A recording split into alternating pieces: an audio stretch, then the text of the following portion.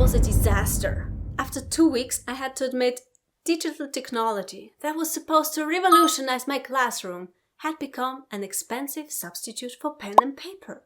It was worse than before. So, in this video, I'll walk you through the 5 adjustments I made to truly enhance learning and make it fun again. The best proof came from a student who said, "I'm just bad at math," when he started. But that wasn't true. He just needed to learn differently. And the new way of teaching kept him engaged till the end, because it showed him he could do it. So, watch till the end to learn what your next step could be. In 2016, I was a motivated, tech-savvy physics teacher who was looking for the solution to the crucial question: how could I help my students discover and maintain their enthusiasm for physics? I used OneNote to organize my materials, and I even advanced to the second step along the SAMR model that helps to describe the role of technology. OneNote wasn't just about replacing paper with computers. For my teenage students, the benefits were significant. Absent students could see exactly what notes I had written in class, materials could never be lost, and whenever someone claimed we never covered this topic, I could pull up the digital board from that lesson with just a few clicks. Ta-da! So, when our school introduced the Bring Your Own Device strategy in 2016, I was thrilled. I thought, finally, now we really can get started. However, it took only 2 weeks for me to realize it was a disaster.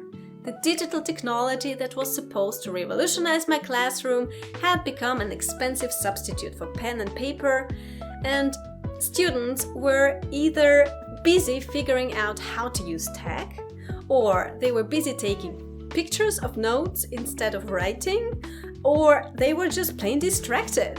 So, definitely not what I intended.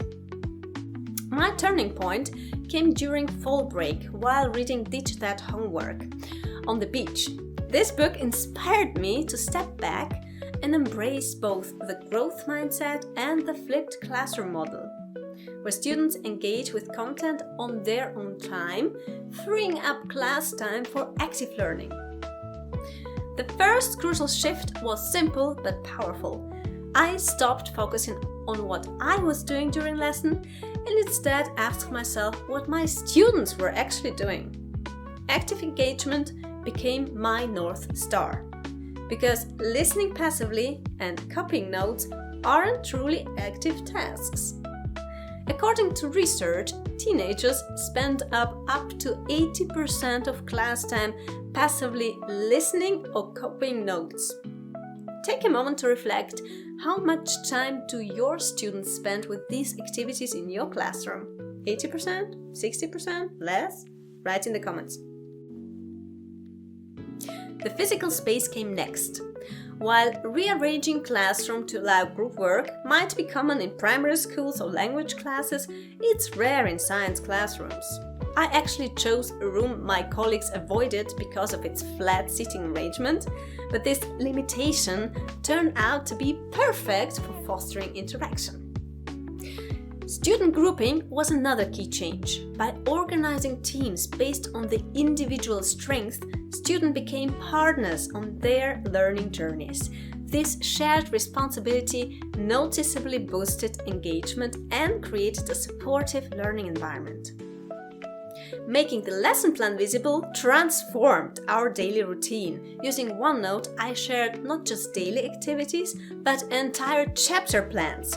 Tasks were color-coded, and color green meant you can work on this independently. The result? Students spent 90% class time actively engaging with physics, choosing tasks, managing their own pace. I was stunned. For theoretical content, my colleague and I created videos and uploaded them to Edpuzzle.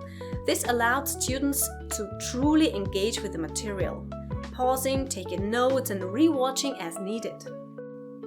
This way, even students who typically struggled could keep up, reviewing the content until they fully understood it.